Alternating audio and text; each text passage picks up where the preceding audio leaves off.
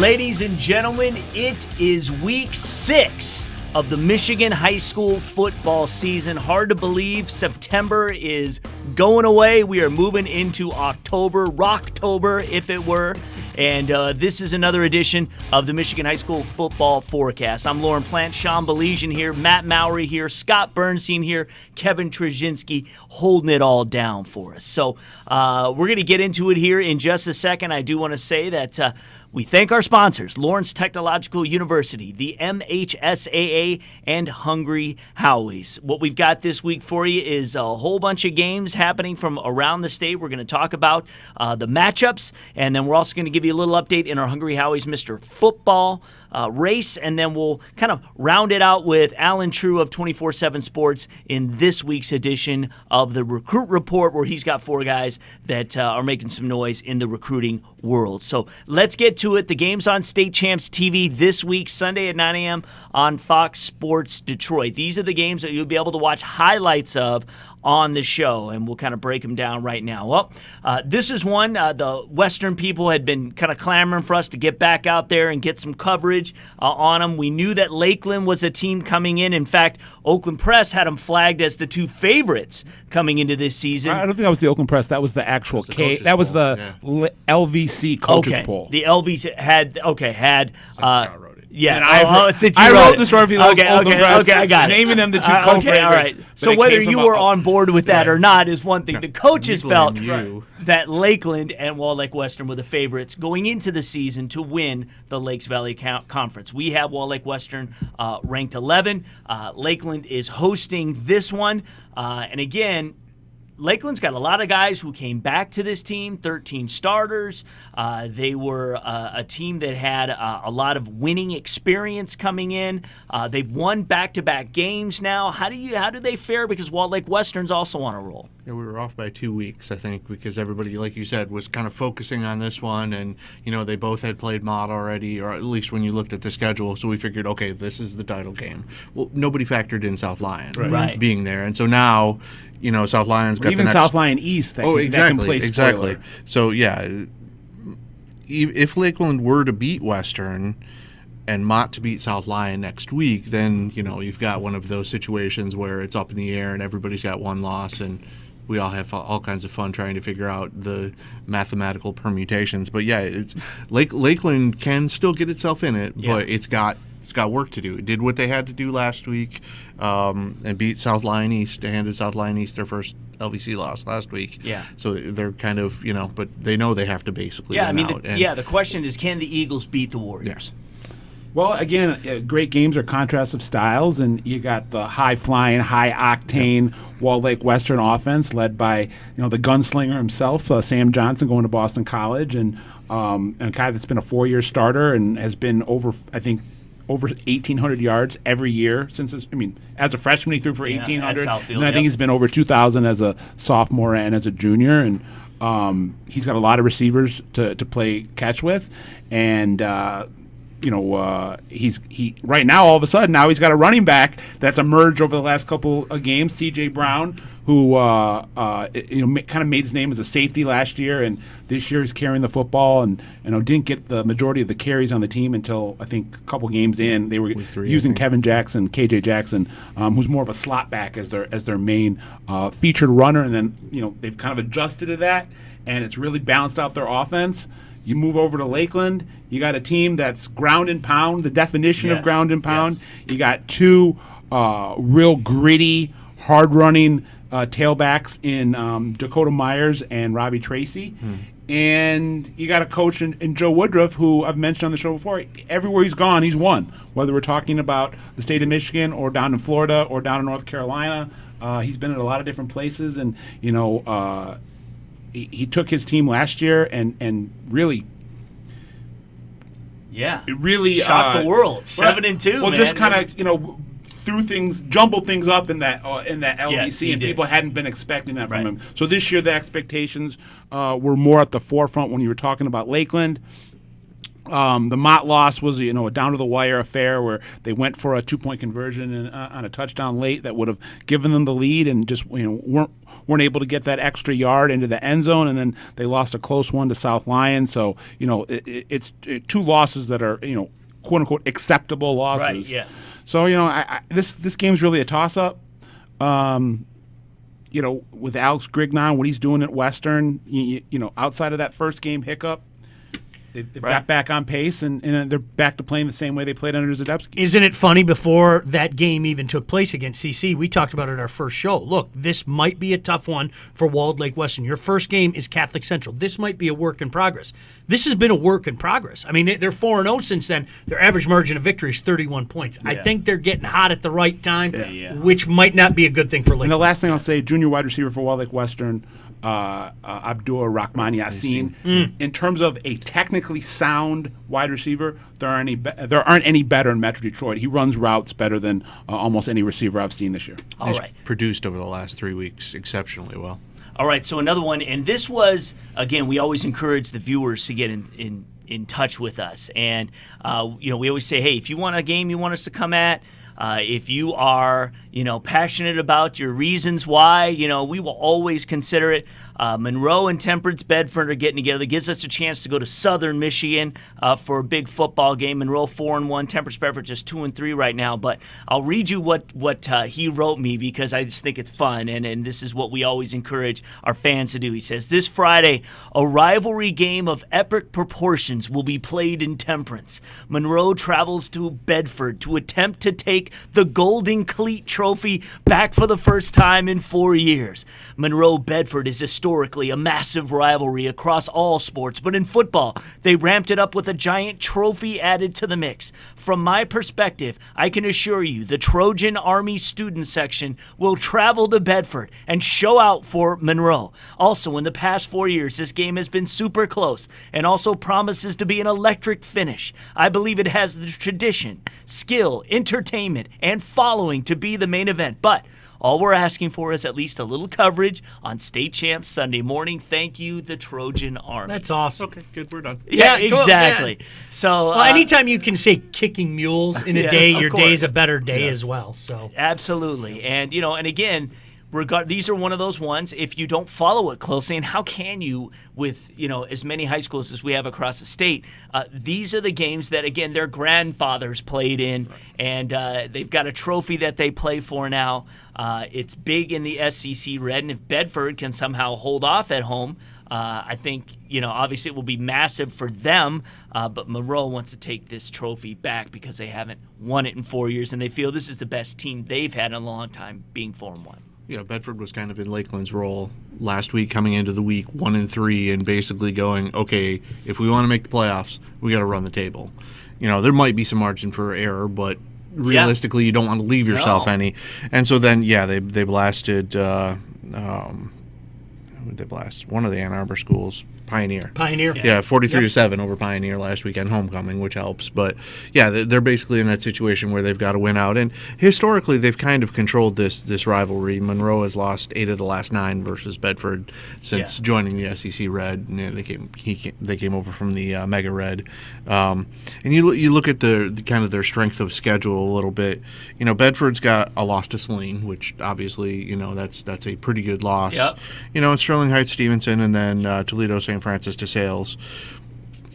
You could kind of go either way on, but you kind of look at the Carleton Airport, Skyline, and Huron are 4-11 combined, and those are 3 of the 4 wins from Monroe. So you kind of go, okay, well, maybe that's very good that they've already matched last season's win total, and that's kind of what they have to do at this point. But you don't know if that 4-1 record is a true 4-1 record, or if it's a little bit of a mirage. This would be their statement win. This is where they have to prove it. And for those who follow Michigan high school football, it wasn't that long ago that Bedford was a team to really be reckoned with. They had some battles with Catholic Central, and Saline.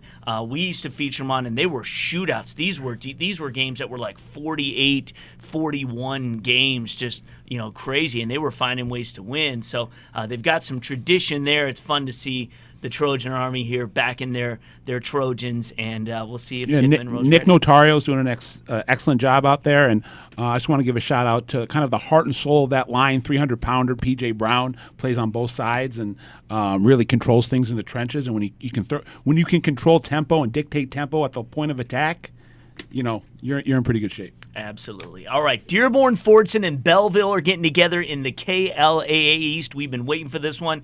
We've got Fortson ranked 23 in the state. We've got Belleville at number 3. This is the game that I personally will be filming, so I will be at that game.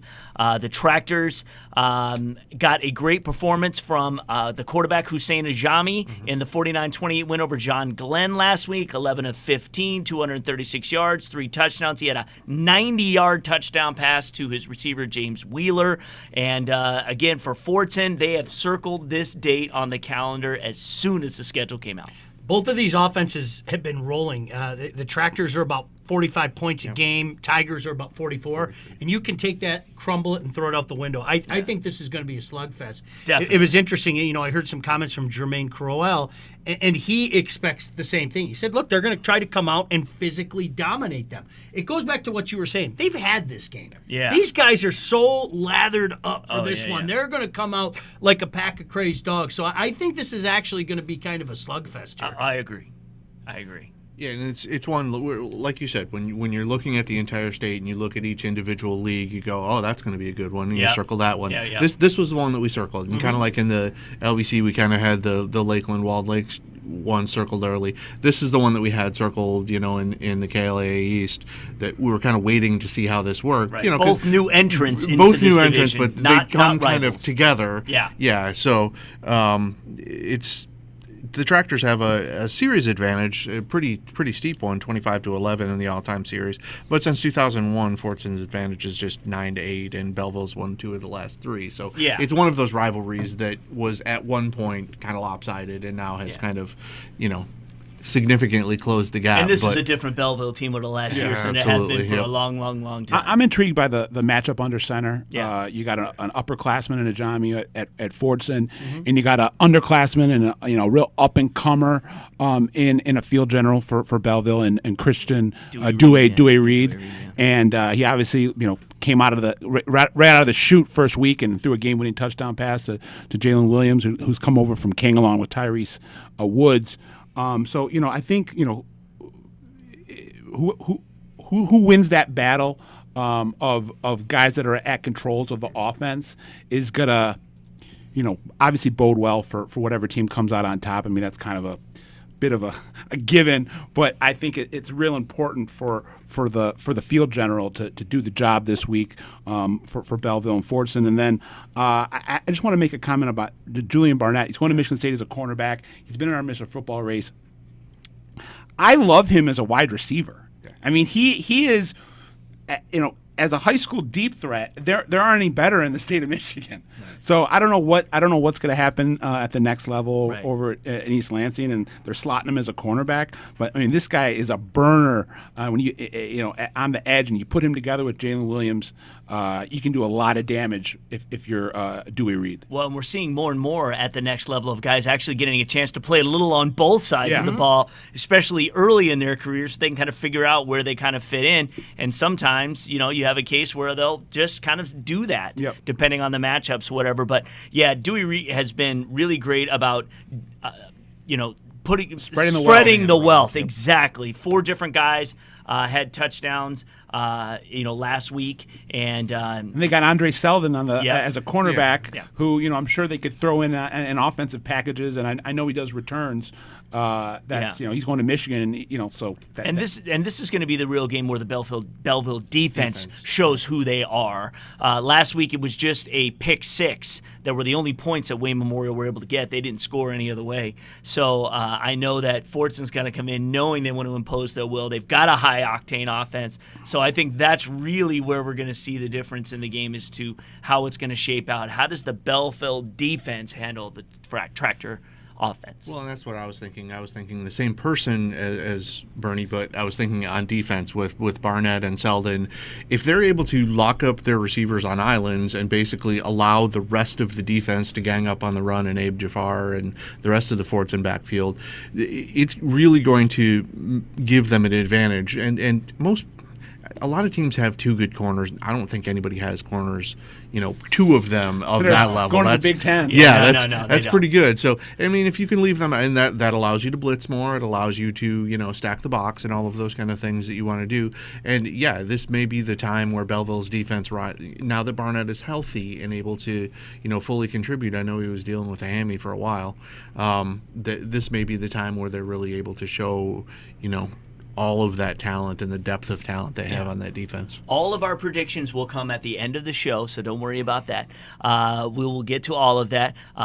We don't get an opportunity in the regular season just because of matchups to cover the Detroit PSL that often. We had a really good game last week that I was fortunate to shoot in Mumford and Cody.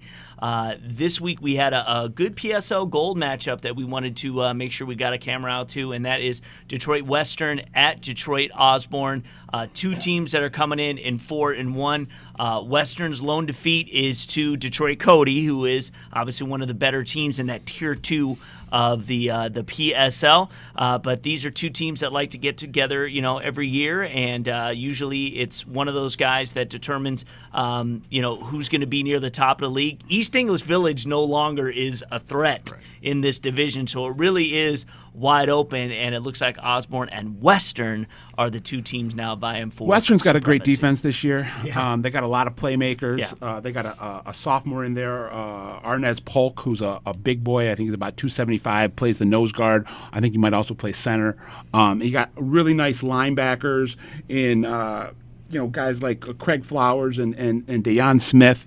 So I think that, if they can impose their will defensively, it's going to give Western, in my opinion, the edge. We're not picking it yet, but I think that, that could be a big leg up for Western. Yeah, they pitch a shutout 2 of the last 4 games. And this is a great chance for them, too. I mean, correct me if they haven't been better than 5 wins in a long, long time. Yeah. This is kind of, 5-4 has kind of been their high water mark, Yeah. and they know that. So they have an opportunity to make a statement. Right. Well, I think it's their 3rd winning season in the last 42. So, these are two programs that are kind of on the come. Osborne they're was the same. Yeah.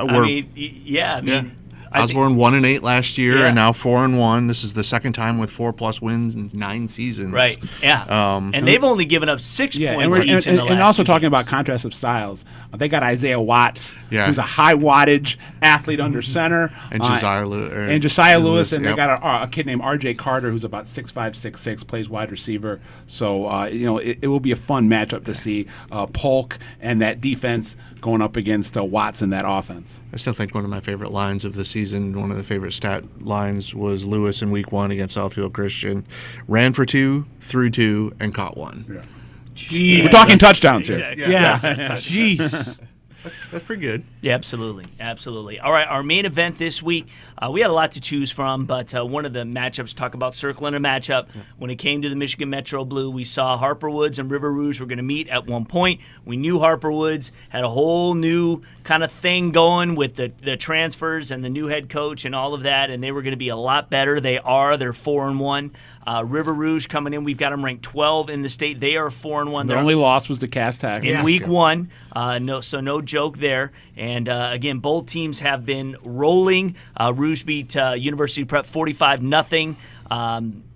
Harper Woods blanked Edison last week 39-0. Harper Woods' only loss is to Warren Michigan Collegiate, which we know is decent. A point. They're more than decent. 34-33, They're pretty good. yeah. They're We more than talked decent. about the bounce back of Walled Lake Western. How about River Rouge? I mean, they got beat 40-7. Since then, they are just pulverizing teams. And we knew that they had a lot of talent. Look, Cass Tech's a bad matchup for anybody. Yeah. This is a darn good team, this River Rouge team. And they got a pass rush and Rookie and Jalen Henderson. You got a quarterback that's going to play Division I football at Air Force and Emmanuel Ferguson. Then you got the piece de resistance, the X factor of all X factors when you're talking about return game. Jerron McKinney, Yeah, absolutely. Weapon. is Mr. Football candidate. Yeah. This is a kid that on any given snap, any given punt, any given kickoff can take it to the house. Did we mention Emmanuel Ferguson? I just want to make Yes. sure we Yeah. mentioned Yes. Emmanuel Ferguson. Yes, exactly. Manny Fresh. Well, and If you wanna Manny get Manny Fresh can can beat you in multiple ways and throws a nice ball, and he's also pretty quick on his feet, getting out of the pocket. And Do you guys get those notifications too? Absolutely. Okay. My phone was blowing up. All right, Yep. all right. So so on Facebook, it is not uncommon that Bill Ferguson and I have a long conversation, and he's very proud of his son. And of course, anyway, Ferguson was sick last week. Corey, he didn't play, but he's obviously ready to go this week. And so that's going to be our main event. We're excited to see. Harper Woods has a nice quarterback in Corey Graham. Who Oh, came yeah, over yeah. From From Oak Oak Park, and, yep, absolutely. He's got a lot of weapons to play with. With Juan Mathis last Yeah, year. the last 2 years. Last 2 years, yeah. And Jordan Anderson, who's going to Bowling Green, is going as a safety, but also runs the ball for Harper Woods. So a lot of weapons are going to be on the field. Yeah, when I was doing the kind of writing the introduction that I do for the TV show on the main event, for River Rouge, we talk about their resurgence and how it's been. Just since 2002, they've had 8 straight playoff berths, 5 regional, 2 semifinals, 1 state finals appearance. They only had 4 playoff appearances the previous 34 years. And at Harper Woods, this is their best start in a decade. Obviously, a complete transformation. And, I think we're ready for, this is going to be the division title. That's the way it's going to play out. So that's the main event. All right. So an interesting matchup that some may poke fun at, but I do not.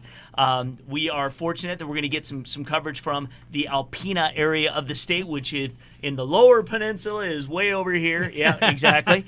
And Tawas, who actually had an open date last week. They didn't even have a matchup. They're 3-1. They're taking on Oscoda, who is 4-1. This is the North Star Conference. Battle of Greater Metropolitan Iosco County. There you go. Battle for the Bay. The Braves and Tawas Owls. Bay. And this is the 64th year. Oh, they play every They've year except played 1960. this game, Every single year. Yeah, since Oscoda started the program. and it used to be the final regular game of the season forever. Yep. But now it's just past the midway point.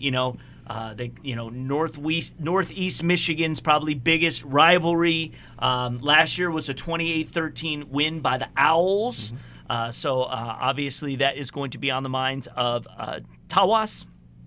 And it was, I said, they play for a trophy. So I saw this, the Oscoda Press, the news press there, has a trophy that they give out for this game that I thought was pretty cool. And they've been doing it since 1954. So, again, these are the kind of things that are fantastic in great. Michigan and these small towns and high school football. And for Oscoda last week, a 16-0 win over Rogers City was the win. But they kind of do rankings of the area, and I believe that they have Tawas ranked 4th or something in that area right now. So, but again, the Oscoda has not had a league championship since '76.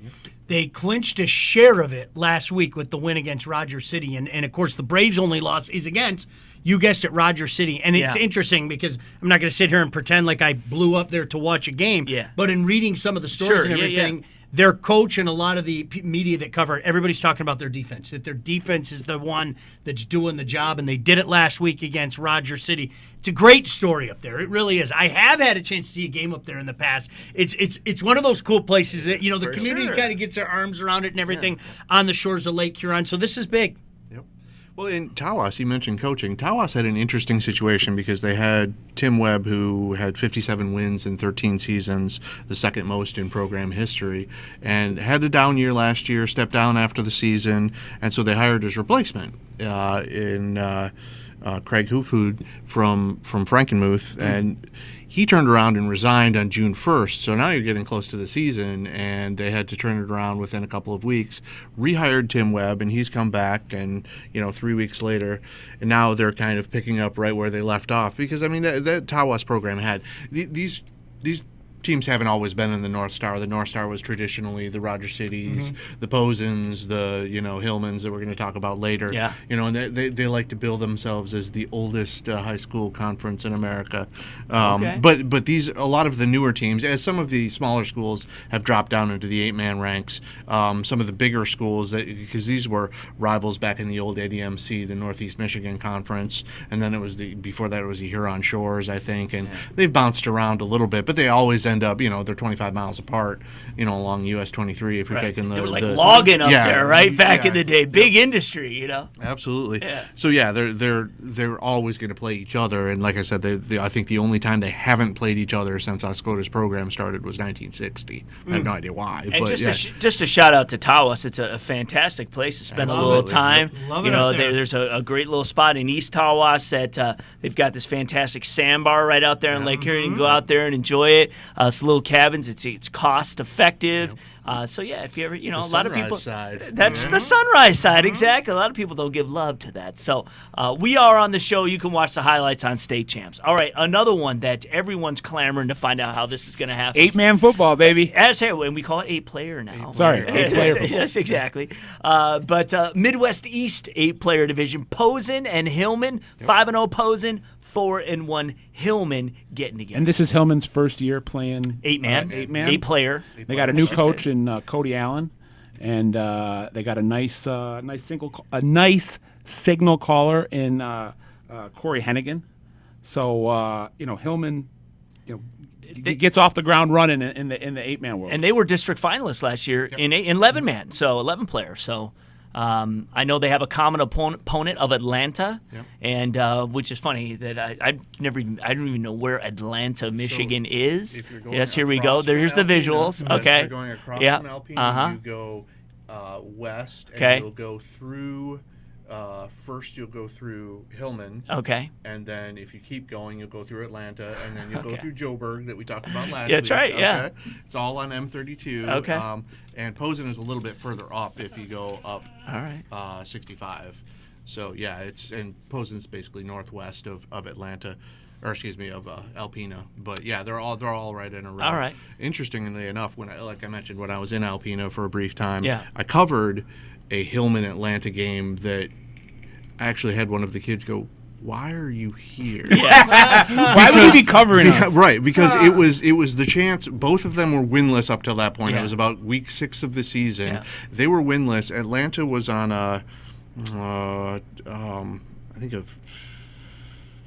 Hillman was on a 15-game losing skid. Atlanta was on an 8-game skid. So somebody was getting off the schneid. Right. So that was why I was there, basically. And then Hillman ended up winning that game, I think, and then losing the rest of it. And, Atlanta's streak continued. But, those little rivalries between some of these small schools. Now, Posen had been more of a power at that point in the early 2000s, and then fell off as their population's down to like 78 kids, I think. Right, and there are, Class A schools that have bigger football teams than that.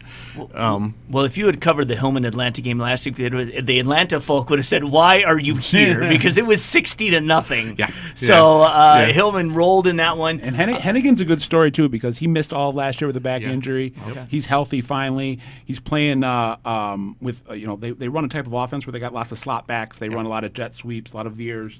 I just want to get the names right. Yeah. Gage Steineke, Caleb Sanders, and Gunnar Milligan. Yep. Mellingen, sorry, are kind of being the beneficiaries of Hennigan's strong play. So.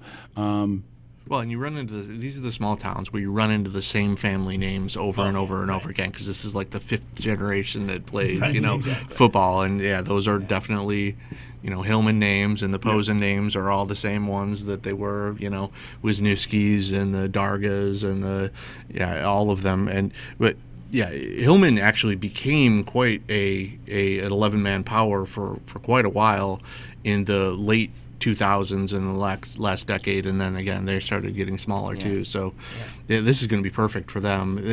They like to run power football, which is kind of hard to do in 8-player. So they're moving more to kind of a spread kind of philosophy. Well, Posen has a 12-year playoff streak, Yeah. and this would be 13 if they could get it this year. Obviously, if they win, they will have 6 wins, and they are in. Again, if you haven't watched 8-player football, it really is fun. Again, if you love scoring, 9 times out of 10 you're going to have a 50-point something by at least one of the teams. And that goes right down to the state finals. It's always like that. And because, again, there's so much room to run. It's like arena football. It's arena football, exactly, except it's not small. They play on the same field.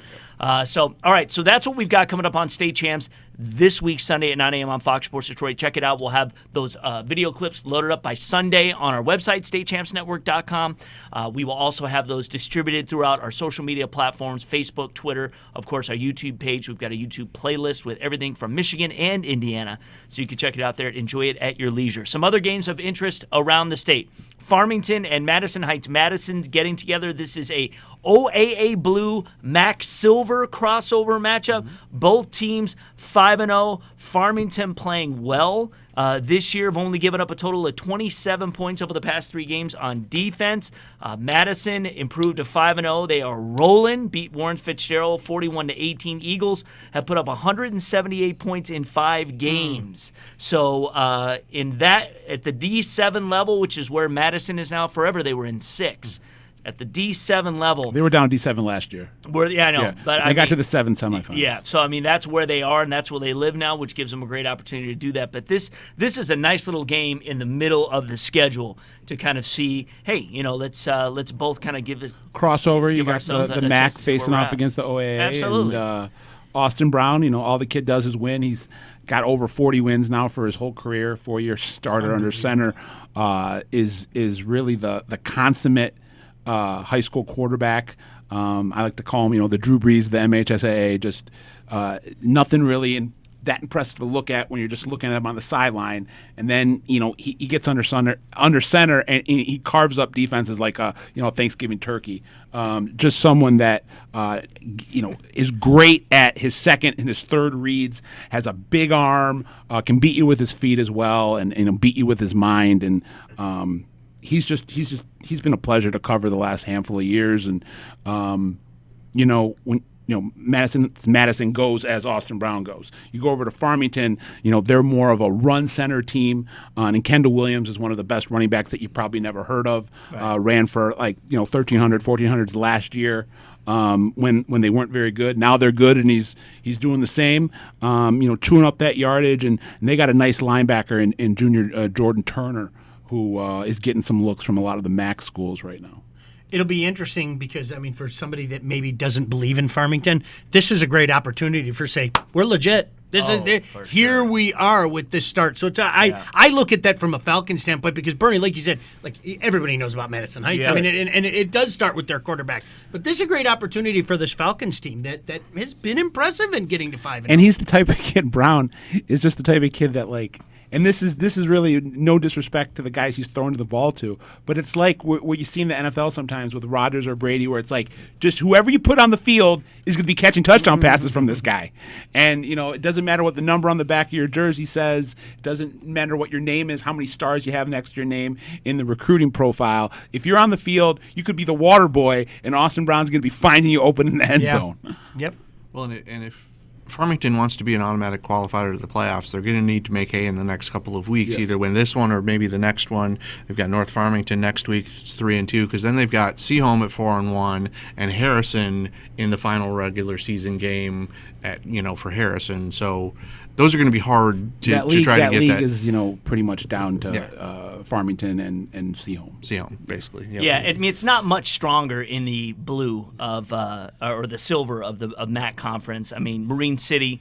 Again, that's the one team that their only loss was to Madison. That's obviously an impressive team. Marysville's been pretty good. St. Clair had been good in recent years, but Fitzgerald is not who they have been in recent years. So again, and St. Clair Shore South Lake, is a team that was dominant at one point, and it seems like they're kind of a little bit more back to the pack. They lost by 14 to Marine City earlier. So this would be a good matchup. This would be a good matchup, and again, for those teams to get out of division for a taste and get some really good competition before you go back into, kind of an up and down division in both of their records. And again, it's all about the postseason for both these teams now. They're 5-0. Whoever wins has punched their ticket. All right, we've got another 5-0 team in Jackson that we have talked about on both of our broadcasts in the SEC White. They are 5-0 in a surprising fashion. Ypsilanti Lincoln, another team that is definitely on the up. They are 4-1. This is Jackson's first 5-0 start in their history. Ever.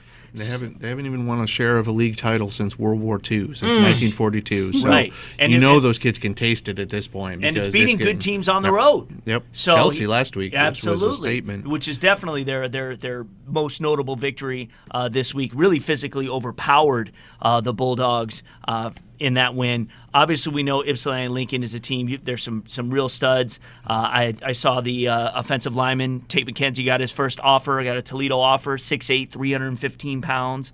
But they are somebody right now that, again, at 4-1, they are ready. They feel that, forget the future, we're ready right now to take the next step. When we talked about earlier, some programs that are kind of on the rise at the same time. Yeah. These are two that are kind of on the same trajectory because, as we mentioned, Jackson's had a long history of not doing a whole lot, and Ypsi Lincoln hasn't really done a whole lot either. When Chris Westphal took over that program in 2007, it was coming off an 0-9 season in which they scored 33 total points on the season. Yeah, that's a building project, and it ended up being a 21-game losing skid that stretched to 30 games before they finally got it corrected. But over the next dozen seasons, I think they won 10 games out of 108. So for him to bring that from where it was to where it is now and competing for league titles and being 4-1 even at this point, they played a pretty good Saline team and didn't really hang in there with them, but still for them to be there, and they're replacing basically the guy who was the Ann Arbor Player of the Year in that area in quarterback Cam Thompson. So it wasn't like this was anybody thought, oh well, this is a given that Ypsi Lincoln is going to be as good as they were last year when they set a school record for wins with 9-3 record. Yeah. So it was kind of remained to be seen if they were able to carry that momentum over from last year, and so far they have, certainly. Yeah. Both 4-0 in conference. And again, the bottom of the conference are usually teams. This is a good division. This SEC White now. Pinckney is now in there. Pinckney last year was amazing. They've struggled. They've been 1-4 this year. Adrian is usually a team that's physically tough, but they're 0-5. And Tecumseh is a team that filled with wrestlers, on those programs. So they're maulers in a lot of cases. They're 2-3. So again, that shows that not only is it maybe some of these teams are down, but there's also they're beating up on each other. There's kind of now with Jackson and Ypsilanti Lincoln making hay in that division, then even the Dexter teams of the world, it's kind of just being spread out. But right now, clearly Jackson and Ypsilanti Lincoln are the top of the conference, and the winner of this one is going to pretty much have it in hand, locked up. So another one that another team we talked about last week was Grand Blanc, and it wasn't on the good side. It was like we all got that one wrong in a big way. They don't have an easy task playing the Lightning. I mean, you got a 5-0 team, and you got Brady Apple under center and leading an offense that's putting up over 300 yards a game. I think they've gone over 400 a number of times, and just really clicking on all cylinders and getting it done on both sides of the ball. Yeah. When you look at the numbers, Lapierre's getting it. How do the Bobcats bounce back? I mean, that was to lose that big to Davison. And listen, Davison's a darn good team. Good. We've seen that for a while now, Yes. But to lose that way, it's a big question. This is a show-me game in terms of intestinal fortitude, in terms of what's there underneath those uniforms, underneath that skin. What's in your heart right now? And if you're Grand Blanc, you're going to come out and you have to put out an A effort, and whether that. If you lose, your season's not over with. If you lose, you're still 4-2. You're still headed. But this is something. This is a show-me game. Yep. Yeah, and if they want to get back in the race, this is the game they have to win, and then they have to basically have Lapeer beat Davison, because Davison's got in the league. They've got Southwestern and Arthur Hill that have a combined 1 win, and they play out of league against De La Salle in 2 weeks. But yeah, if Davison's going to get tripped up, it's probably going to be by Lapeer. So they almost have to win this game and then hope to get some help right back from Lapeer. We talk all the time about when you combine schools and when you have schools come together, Something that looks how good on hard paper. it is. It might look good on paper. Oh, you're going to have all the talent, but Yeah. it's so hard to get them to mesh, especially when it's a bitter rival like East and West were for Lapeer, and you have to, figure that was going to be a little bit rocky. 5 seasons they've had. This is the 3rd time they've been 5-0. Mike Smith doesn't get a whole lot of credit for being one of the very good coaches in this state. Top tier. Yeah, but for having, taken this Lapeer program and melded it together into one, they haven't done a whole lot in the playoffs yet. Right. Yet. But they have been extremely solid in the regular season, and they've flown under the radar all year long. We've been, I saw them at the Big House first week of the season, and they beat a pretty decent Lake Orion team, but after that it was Carmen Ainsworth and their studs, and then it was Grand Blanc, and it was Davison and what they're doing this year, and Lapeer has just kind of gone like this the whole season. This is a perfect example, in my opinion, of how the recruiting hype can bleed over and hurt kids at the high school level in terms of exposure or in terms of a respect factor. It's like, so Lapeer doesn't have a ton of Division I football players on their roster, but they're winning with great kids that are born and raised on Lapeer football and play a certain way and play with heart and play with grit and determination. And just because they don't have 4 or 5, 3 or 4 stars on their team doesn't mean they should be ignored. And I'm just as guilty as anyone. I gravitate towards covering the teams that have all the kids with the stars, the shiny toys. Yeah. But Lapeer, like Matt said, they've been a combined program now for 5 years, and the kind of success they've had, and they just kind of get completely overlooked when you're talking about the best programs in this area. And I still, Lapeer is one of those areas that's kind of in Metro Detroit, kind of in Flint. Yep. Yeah. It's like Fenton and Linden. They've lost 9 games since they combined. 4 to Clarkston, 3 to Davison, 1 to Midland, and 1 to Romeo. Not any slouchers in there. No. And you've got them ranked 17th Yeah. in the state, so we're showing them respect. They get this one at home. Obviously, if they can, they're going to really put Grand Blanc behind the 8 ball if they beat them in this one and be already in the playoffs and set themselves up pretty good if they can do this. They had 23 second quarter points over Powers, and Powers is typically a team that is good, and they won 37-7. They won handily. It's a great facility. If you've ever been to Lapeer, kind of playing a bowl, and it's really cool. It's like an awesome atmosphere out there to go watch high school football. So we'll see what Lapeer does moving forward. All right, another one. 2 5-0 teams in the TVC Central, the Tri-Valley Conference Central Division. Saginaw Swan Valley is going to Alma, 5-0, both of them. And again, we talk about the circling of the schedule. This is the matchup that both teams were waiting to get after each other. 2 very talented quarterbacks too, and Alex Fries and Drew Hum for Alma. This has kind of been one of those games that Alma, when they went into the TVC, I think they're 75-50 with 7 playoff appearances in that span. Looks great. In the Central itself, they're 50-39. They're 4-8 against Swan Valley, and that's the one that bugs them. Yes, that's their key game, since they don't play Mount Pleasant for the Oil Swan Gang Valley anymore. had Alec Grace for 4 years, and he was all everything for them. Alma has been just so consistent since they joined the TVC. 12 years, they've only been outside the top 4 3 times, and they finished second 3 times, including the last 2 seasons. They've been the bridesmaid. They've won it once way back in 2007 when they went 11-1. It's the only time they've won a TVC Central title, and they would dearly, dearly love to have, that second one this year. I would be perfectly willing to imagine they would love to go through Swan Valley to get it. Yeah. Swan Valley probably one of the top teams in D5. They're pretty much top. They're right there as far as who people are saying is the team to beat in that conference or in that division when it comes to the state. So we'll see. What Alma can do of this. Swan Valley coming off a 59-6 win over Shepherd. Alma's got the 2-headed monster, they call it there, of Hum and Allward. But it's a home game, You know, and that's huge, and it's, you know, great high school out there. They beat Shepherd 33-13. Allward had 5 TDs in the last one. So this is one of those games that I think, you know, will it be a changing of the guard or will it be more of the same?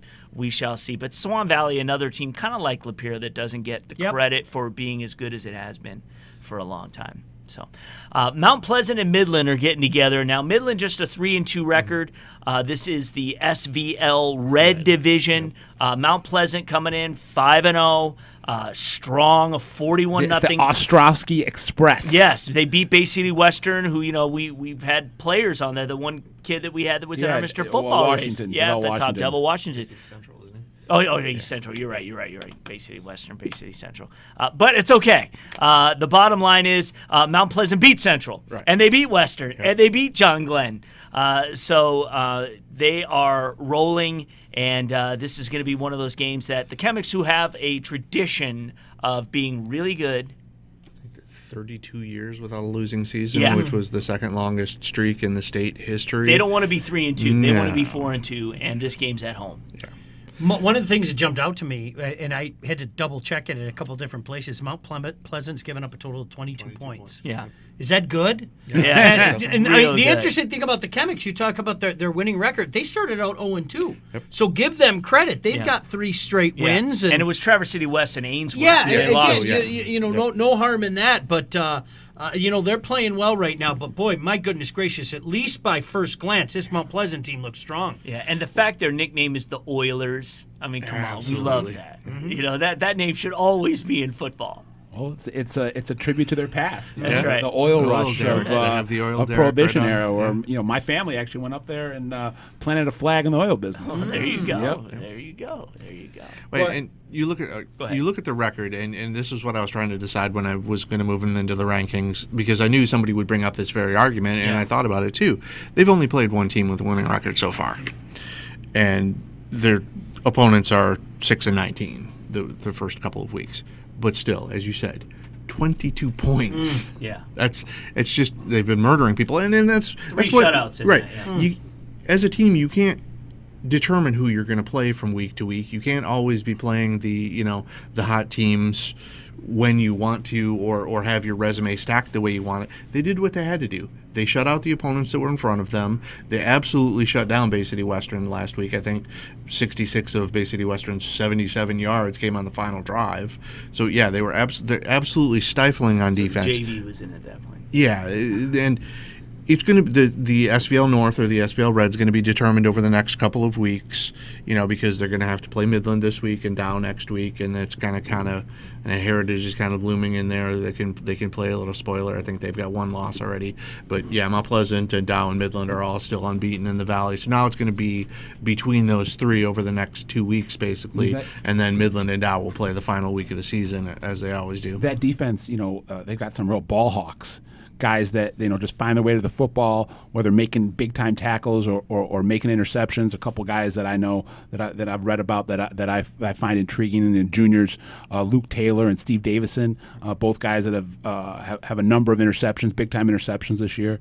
And then obviously I mentioned at the beginning the Ostrowski brothers, Jackson under center, Joe, his little brother, he's connecting with downfield, and then Tyler Huneman, who's a big time recruit as a defensive end at the college level, is also a tight end, so he catches passes from Jackson. The Saginaw Valley is strong as it may have been in a decade in terms of total team depth that they have throughout the whole league, and we'll see how it they'll spread out a little bit through divisions in the playoffs, in the state playoffs. We'll see. Who knows? There might be some Saginaw teams at the state finals once again. Fowler and Dansville getting together, both teams 4-1. I don't have a lot of information on this particular matchup out of the Central Michigan Conference, but I'm glad we're talking about it. They have a common opponent in Potterville. They both beat them. And Fowlerville, I noticed had a tough time with Langsburg when Dansville blanked Langsburg 3-0. Well, the one thing that jumped out to me, they both are on 4-game win streaks, and so something's got to give here. You start out the season 0-1, something's got to give here in this one. Well, and neither of these teams are going to get the attention that PW is right now, because PW is one of the dominant teams that level of football, and for good reason. I mean, the PW deserves all the attention they've gotten, but Pewamo, Westphalia. For sorry, those who Pewamo, Westphalia. Yes, Yes, both towns. Yes. But Fowler it has a history of being that dominant on that level, being that dominant in D6, D7. The last two coaches, Chris Ernst is their coach now, but before that it was Neil Hoffman in 96 to 2008. They went 101 and 34 with 2 state titles. Before him it was Steve Spicer in the 80s and early 90s, 132 and 31 and 2 state titles and 2 or 3 runner-up finishes. So it's been almost 3 decades of being very, very strong, and the Fowler, kids want to get back to that level and be right in the conversation.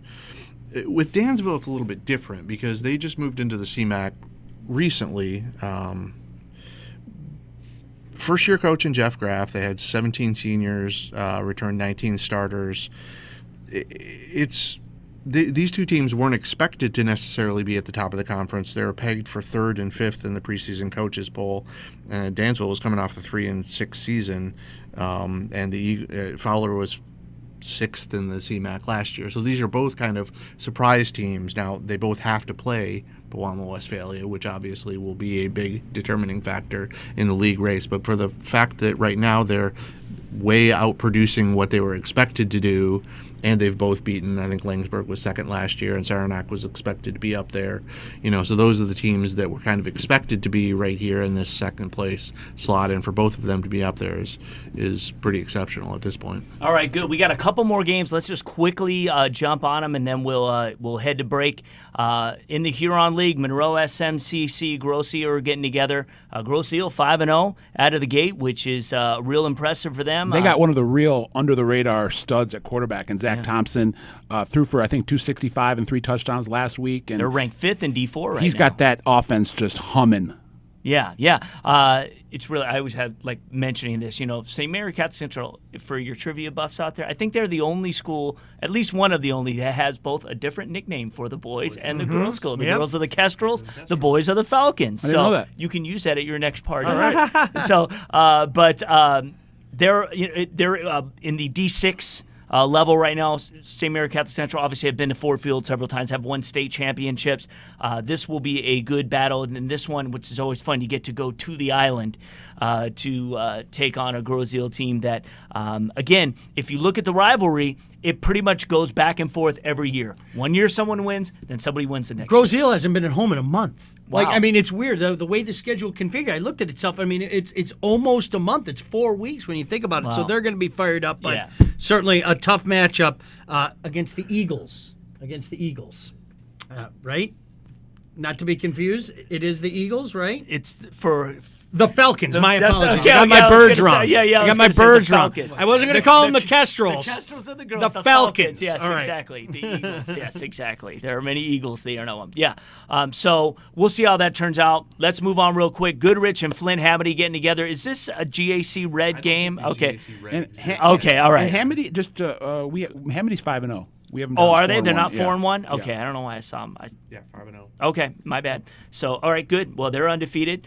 Goodrich is 4-1, I believe, coming into this game.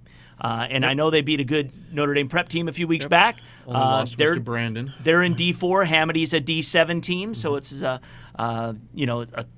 difference in that. But I don't think they've played each other in about 15 years. I think 2004 was the last time these two got together, if I was looking at it right, which They've played a considering lot the- over the years, though. Right. I mean, it's 18-16, I think, the all-time series is. So Right. they- So, I mean, I was surprised to see they haven't played in that long. Yeah. Well, and that's product of being in different leagues, Yep. and that's one where, the leagues kind of blow up and then fade away. And I know with the Mid-Michigan Conference starting up, that sucked a lot of those GAC Red teams off from the from being in the red. Yeah, Hamady's 5-0 for just the second time since 1980. They're rolling, Yeah. too. They Just got Deshaun. destroying They got Deshaun Gibson, who does it on both sides of the ball. A guy that can go sideline to sideline with any linebacker in that Flint area, and then also rush to the ball with a lot of power and speed. And we were talking about the Martians before the show. Yeah. I mean, they've won 3 straight. So it'll be interesting to see Another what great happens nickname. Thank you. Another one of the great nicknames. In fact, in robotics, they have two. They have the Martians and more Martians. So that's how they do it in Goodrich. So that is your preview of what's going to take place here in Week 6 in the high school football season. So check it out. Again, if you've got games you want us to talk about, future matchups and things, send us an email. Go to our contact page at statechampsnetwork.com. You can hit up any of these yahoos on Twitter or Facebook or whatever, and they'll respond to you as well. But again, thank you so much. We're going to take a quick break. We're going to come back, talk about the Hungry Howie's Mr. Football race for a bit, and then Alan True on the other side of that to talk about some recruits that are hot and the action that's going on right now in their lives. So stick with us.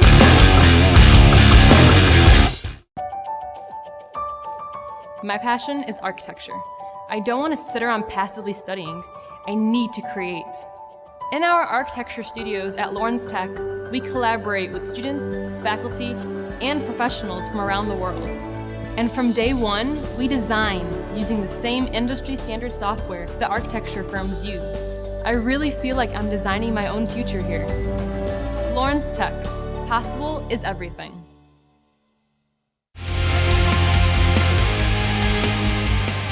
Today we'd like to talk about MHSAA concussion protocols and an insurance program that the association provides for unpaid bills following a concussion. First, game officials have no role in determining whether or not an athlete has sustained a concussion. All the official can do is advise the head coach of the possible injury. School personnel, which have the ultimate responsibility for the child, make the determination to remove the player from the playing surface and, if necessary, from further activity.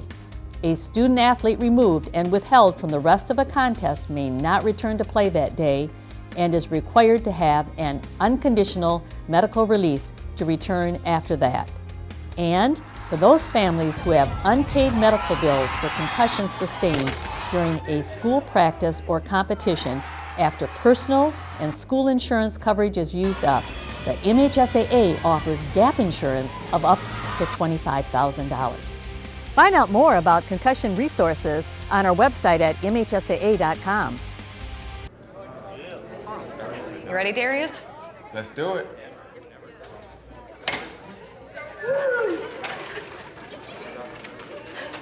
Anybody want an autograph? Autograph? We're here for the stuffed crust pizza. Stuffed crust pizza? Hey, who do you think you are? End of the line, pal. Flavor fanatics love stuffing their faces with our stuffed flavored crust. Get one for only $2 more on any large original round pizza. Hungry? Howie's! All right, welcome back to the Michigan High School Football Forecast. Our second segment, real quick. No changes in our Hungry Howie's Mr. Football race. First time that we haven't done that, that we've done that this week, where the same top 10 are who they are. You can vote for your guys at statechampsnetwork.com. Sam Johnson is our leading vote getter as of Wednesday, over 5,500 votes. Jaron Mangum's in second. He's still approaching 4,000. That's where he's at. But Dwan Mathis, DeQuan Finn, Roderick Hurd, Deron McKinney, Cameron Martinez, Austin Brown, Isaac Van Dyke, and Sincere Dent are our top 10. Very talented top 10. There's some guys with some big games. We'll see what Deron McKinney will do against Harper Woods this week. So that will be interesting to see how that plays out. And I foresee a big game by Julian Barnett and Belleville to kind of sneak right back into the race. Correct. And that's the other one, exactly. So pushing some guys, Isaac Van Dyke came out of the gate so strong. We had to put him in. Let's see how Holland West Ottawa is doing. Same with Sincere and same with Cam. Mm-hmm. Absolutely. So otherwise, guys like DeJuan and Roderick Hurd and Cameron Martinez, obviously. And again, it's hard to judge what Cass and King guys are doing right now because their competition level is just not where it needs to be. So that's where we're at with that. We do want to mention one thing on the show, and what we did is that our top 10 is going to freeze after week 1 of the playoffs. So we're going to get through the first round of the playoffs, then we're going to freeze our top 10. That means the guys we have are the guys we're writing for the next few weeks and for the rest of the playoffs. So that's when the changes will be made, if any. Voting will end the Wednesday at noon after the state semifinals. So we used to end voting sooner than that, but we felt that because some of these games they're so important and they're so integral in figuring out who are the best players when there are so many things that it's hard to judge, who's better than the other. You need to have these immense games and have top performances come out of that. The Final Four will then be chosen right after that. So basically, when you watch the state final show on State Champs, we will release our Final Four. So that's when you will find out when that is, Sunday at 9 a.m. on that morning. And then our champion just a couple of days later will be crowned. We usually invade their school or something along those lines. We're actually trying, I'm even going to put it out there, Darius Slay is one of Hungry Howie's spokesmen right now. We're trying to get him to be connected with this particular award since it is sponsored by Hungry Howie's, and see if we can get Big Play Slay to present the award at the school of the winner. That would be very cool. He's someone that's very active on social media, communicating with youth football players, always going out to a high school game every Friday night. He throws it out there on Twitter, what game should I go to? Yeah. And he picks a game and shows up, and it's pretty cool. He is a fan. Trust me, I know from going down to Lions. Yeah. He's a fan. It's pretty cool. He's just a fan of football. So Yeah. What's it'd be a cool? pretty It's cool cool. thing. It's cool to see that interaction where he'll throw it out there, and then you'll have like guys that will maybe one day be in his shoes playing in the NFL, tweeting at him, "Come see me play, come watch me play." Yeah, for sure. That's pretty cool. Absolutely. To see like guys that are 4-star, 5-star recruits that takes a lot to get them excited because they've had so much publicity over the years. But when they're interacting with a all-pro cornerback from your home team on social media, it's pretty exciting. Well, that's what makes that medium so incredible. And again, he had a great game against the Patriots. That was that was awesome. So that is the deal right now. Again, you can vote for any of our top 10 at our website, statechampsnetwork.com. Just click on the banner, go there, do it as much as you want. The leading vote getter can never be removed from our top 10. And if he rides it out all the way until the state semifinals, he is automatically in our Final Four. And he has a 20% advantage over everyone else to actually win the final award should the other categories kind of be similar. So we have had that happen in the past, and Cody White is a perfect example. It was really the winning the online vote that put him over the top. Mark Chapman of Port Huron, it was the same when he won. It was the online vote that put him over the top. So it's very important. Walled Lake Western's coming out again for their boy Sam Johnson, and so will he be the people's champion? We shall see. So a lot of time to still vote. And again, share it out there on social media, and these guys who are being recruited or have committed to other, get that community to get in and vote. So do it and do it often. We're going to take a break. When we come back, we're going to talk to Alan True for a Michigan Student Aid Recruit Report, and then it's prediction time. Stay with us.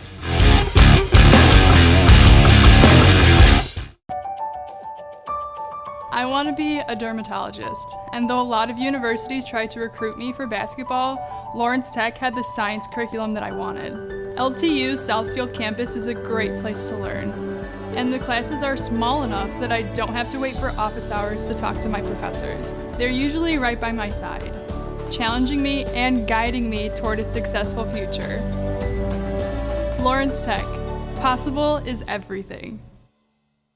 Fundraising should be fresh, flavorful, and simple. We have the perfect solution at Hungry Howie's, Dough Raiser. Your team or school can sell paper pizza certificates that can be redeemed for one medium pizza at participating locations. Hungry Howie's makes it easy. It's just a little mini pizza box, but we make lots of money, lots of dough. Go to doughraiser.com to learn more and sign up. Your next fundraiser comes with flavored crust. Welcome to Hungry Howie's Dough Raiser. Welcome back to the Michigan High School Football Forecast. We always end the show with Alan True from 24/7 Sports. There he is right there on the screen, the state champs background right there. And this is the Michigan Student Aid Recruit Report. Obviously, lots and lots going on in the world of recruiting. So many guys going to games and standing on the sidelines. It's funny, you go to see some of these big-time matchups, and you see literally it seems like 50 recruits lined up against the back wall there with their little media passes. Yeah, with all the credentials. Yeah. So, and it's funny, that's when a lot of the player-to-player recruiting takes place, for the guys who pretty much are committed. So, but anyway, we've got 4 guys that Alan wants to talk about. And Alan, DeAndre Buford at King, what's up with him? Well, he had a good summer, picked up some new offers there, and then into the season, now he's starting to get a little bit more interest. He just visited West Virginia last Saturday. They offered both him and Rashawn Williams. They have a little bit of a King connection there because Martell Pettaway is there playing right now. So those guys had a good visit down there. Buford picks up the offer from West Virginia. He's got Iowa State, Kentucky, I think Purdue, some schools like that. Still waiting on Michigan and Michigan State, but the kid is 6'5", 275 pounds, very athletic. If you watch the film from this year, some of those long runs that they're breaking, he's running downfield, leading the way for DeQuan Finn, and keeping pace with some of those skill guys. Very, very athletic kid. So I'd have to think eventually Michigan and Michigan State will jump in. Just a kid who I don't believe he camped at either school this year, and that may be what the hang up is at this point. Martell Pettaway, what's up with him? I used to call him the PSL pickup truck. Yeah, dude. That guy was like awesome. He was 0 to 100 in a second. Still doing well down there. I think he returns kicks for them and plays tailback. So having a good career so far at West Virginia. All right, well, he was great. All right, well, we've been talking a lot about Flint area teams on the show this year. There's a lot of great talent, obviously great teams, produces great talent. And Ernest Sanders at a Flint Beecher. Two-sport guy, right? Mm-hmm. Two-sport guy, yeah, has offers in both. I think it's Oakland has offered him in basketball. Southern Miss has offered in basketball. It took a little bit longer in football, but he's still picking it up now. Central Michigan was the first one to offer him, and then Toledo came in recently and offered for football. There's some signs that some other schools may jump in. Michigan State's had him on campus. They're looking at him very hard. His dad played at Michigan in the mid-'90s, and I think Michigan's going to start giving him a look here as well. Obviously, Courtney Hawkins knows a thing or two about playing wide receiver at the Division I level, and he says this kid's a Division I Power 5 type wide receiver, 6'2", almost 6'3", 190, 195 pounds right now, can jump out of the gym, has played varsity basketball since his freshman year. So obviously he checks off a lot of the measurable boxes. I think just being up at Beecher, it's taken some schools some time to find their way to him. But as far as size and athleticism goes, you won't find too many guys like him in the 2020 class. So I think he's a kid that has a chance to blow up here over the next few months. Yeah, Anthony Bradford is one of the top 10 candidates in our Anvil Award, our first annual Anvil Award that will be handed out this year to the top lineman, defensive lineman, linebacker in the state. He plays at Muskegon, and the way Muskegon has just been rolling teams, you know that the line has just been dominating at the point of attack. What's up with him?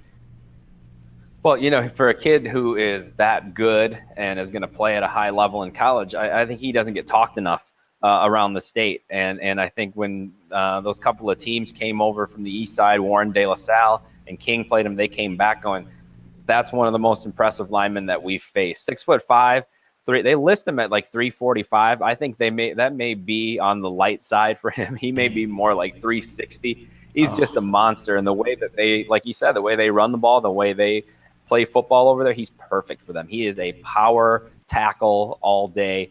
He's committed to LSU. Some schools have still tried to recruit him. Michigan State had offered him. They were still trying. But a kid who really liked the South. So I think he's going to stick with the Tigers. And for being an SEC team, they run a little bit more of a Big Ten power type of offense down there. And him along with they've got another monster from down there named Cardell Thomas. Those two guys are going to be very, very enticing to run behind for LSU. Running backs at the next level. So obviously I expect Anthony to play a lot more football this year. Muskegon's going to go deep in the playoffs, and I think he's maybe one of the least talked about top guys in the state. Mm-hmm. Mm-hmm. Well, that's one of the reasons we created the award, is that so we can give some love to some of these linemen because they're so phenomenal. And in a Mr. Football race, it's hard to judge those intangibles and say, oh, well, this is Mr. Football, when it's generally a skill position who wins it. So that's what the Anvil's all about. Good on Bradford. And again, so many top phenomenal guys, 5-star guys that we've got in the state this year on the line. So athletic.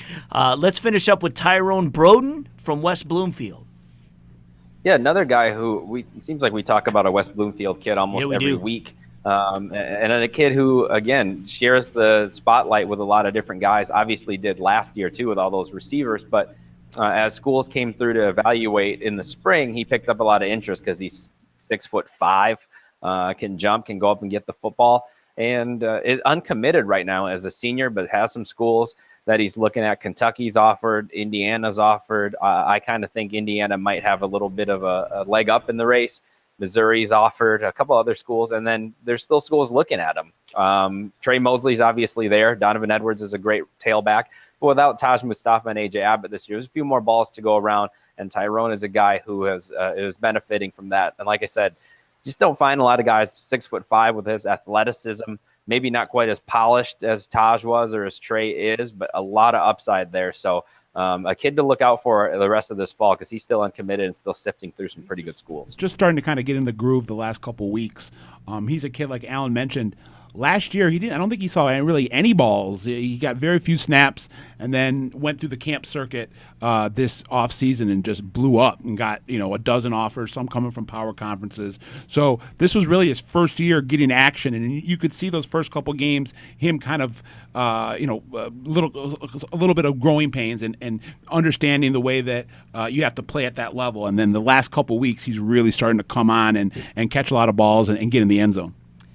All right, Alan. I'm going to throw out a comparison real quick. A skinny guy who was kind of raw came on late, T.O. Redding out of Warren Collegiate and ended up being a good player. Was in Lions camp. I think he just had a tryout with the Jaguars. Tyrone's kind of similar to him where maybe you're catching a guy at the right time in his trajectory. Fantastic. All right, good stuff as always, Alan True. Once again, that's the Michigan Student Aid Recruit Report. Thank you very much, my friend. We'll talk to you next week. Sounds good, guys. Thanks for having me. All right, I'll see you. All right, well, once again, thanks to Alan. All right, guys, we're winding up the show. That means it's time for us to have our predictions. Now, I did not have time today to go over, exactly where I wanted to kind of get a running poll as to how much I was beating everyone, but I didn't get a chance to do that. But you broke your arm patting yourself on the back. Yeah, exactly, but I'll do that next week. The important thing is that let's see if we can keep this thing rolling. Mm-hmm. So let's get to the predictions, and let's go ahead and start with the Goodrich and Flint Hamady game. So we'll work our way backwards. Both teams, or Hamady's 5-0, Goodrich is 4-1. I'm going to take Hamady at home because they have just been rolling. Hamady. Gibson and Hamady. Hamady. Monroe St. Mary Catholic Central is going to Grosse Ile. Now, I have not covered SMCC in a few years, so I do not know if they run the tight T like they used to, like the Canton offense, which is almost impossible to stop. But Grosse Ile, again, Sean brought up the point that they haven't had a home game in a month. So they're 5-0 out of the gate. They've got playmakers. I'm going Grosse Ile on the island. I'm going to go Falcons. Okay. Red Devils. I'm going to go with the Red Devils, too. All right. I'm going to go with the Red Devils. All right. Fowler and Dansville. Key matchup in the state in the Central Mich Conference. I'll just call it. I'll take Dansville at home. Dansville. Fowler. Okay. Mount Pleasant at Midland. Mount Pleasant 5-0 on the season. A lot of teams 5-0, just itching to get into Maury's top 25. And they're taking on Midland. Midland 3-2, but again, I think better than what their record says. This is an SVL red matchup. I'm going Pleasant. Oilers over Chemics. I'm going to have to vote against my alma mater and go Oilers. Okay. Ooh. Saginaw Swan Valley. Is Midland the Chemics? Yeah. Mm-hmm. Yes, they're the Chemics. Yep. Yeah. Dower's the Chargers, right.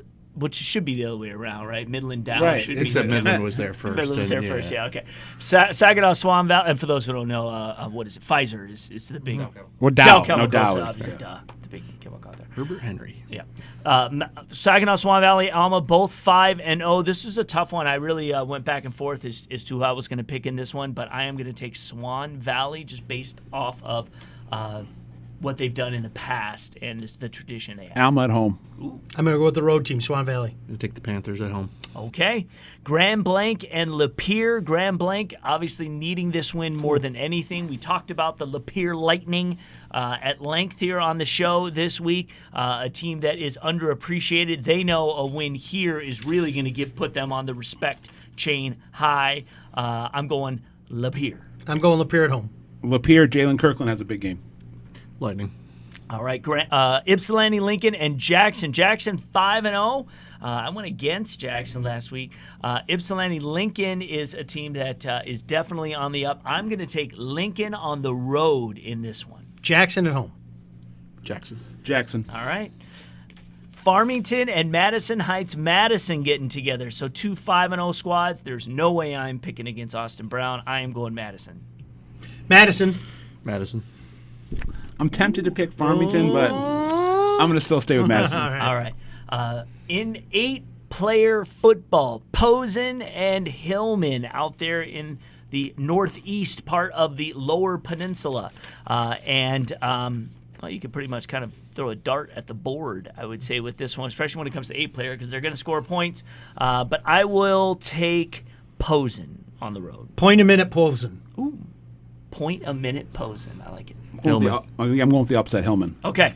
Tawas and Oscoda in the North Star Conference, which I learned is bragged as the oldest in high school conference. Country. That's what they say. Okay. I've never disproven it. Tawas did not play last week. Oscoda did. They're 4-1. Tawas is 3-1. I'll take Oscoda at home. Oscoda. Owls. Tawas. All right. Our main event, River Rouge and Harper Woods. Stunning that Harper Woods is not 5-0 coming into this game. I was really surprised to see them lose to Warren Michigan Collegiate, but again, that's a knock on the fact that we don't show enough respect to Warren Michigan Collegiate and what they've done as a charter school. Really, the only charter school that has football roots now as being a really, really good team, and they've gone far in the playoffs. River Rouge going on the road to this one. I really think this is going to be a back and forth affair, but I am taking River Rouge to win on the road. Yeah, I'll take Rouge as well. Rouge. All right. Detroit Western and Osborne getting together. PSL Gold matchup. I will take Western, the road dog, on this one. How about them Cowboys? Like it. I'll go Isaiah Watson, Osborne. Osborne. All right, good. We've had nice splits this week. I like this. The game I will be filming, Fortson and Belleville. So Fortson coming in, a lot of pride. The Tractor faithful, they're going to be there in full force. Belleville really now establishing themselves as one of the power teams in the state. We had them ranked number 1. We've got them at 3 now. They're a microwave power. Absolutely. Instant heat. They got a new school. They know that, just that win in week 1 showed this team is really, I think, for real. Croyle's got them playing great. I'm going Belleville at home. I'm going Belleville, and I'll go a step further. I think this game's going to be 2 touchdowns plus. Okay. Tigers. All right. Well, there you go. Prove me wrong, Fortson. All right. Monroe. Oh, yeah, you can see them coming down. Monroe at Temperance Bedford. This is one from viewer email that we responded to. They're playing for the Golden Cleat. Golden Cleat. Yeah, which is cool. And since the Trojan Army was so fired up and they're 4-1, I'm going with the Trojans on the road. Kicking mules. Okay. Monroe. Trojans. All right. Walled Lake Western and Lakeland. At the beginning of the season, we really felt this was going to be the matchup to win the division. That may not be the case. And if Lakeland wins, then that means it's kind of opened up for others. Walled Lake Western wins. They got a pretty much firm lock on it on the Lakes Valley, although Mott's still there. But I'm going to take the Eagles at home to defeat Walled Lake Western. I'll go with Western. I'll go Western. Okay. All right. I would not be surprised though. If Lakeland won. We'll see. This is one of those games again. It's all on the line for Lakeland. They need to win 3-2. Maybe that's why you're winning. Because you're taking these chances. We'll see. So that is the forecast. Thank you guys so much for tuning in. Again, reach out to us and let us know the games you want us to preview. We'll have a recap of the games we talked about today and some others that took place this weekend. So make sure you check it out on Extra Point. That premieres every Monday at 5 p.m. We will see you next week.